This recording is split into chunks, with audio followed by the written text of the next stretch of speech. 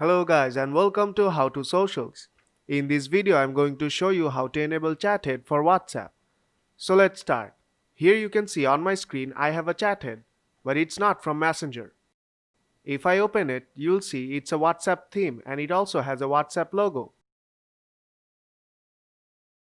I have just received a message, so I'll just reply to this message right now. Now let's open WhatsApp. And here you can see my reply. But there are no ways to enable Chathead on the WhatsApp app. For that, you need to download another app. Open Google Play Store and search for Direct Chathead app.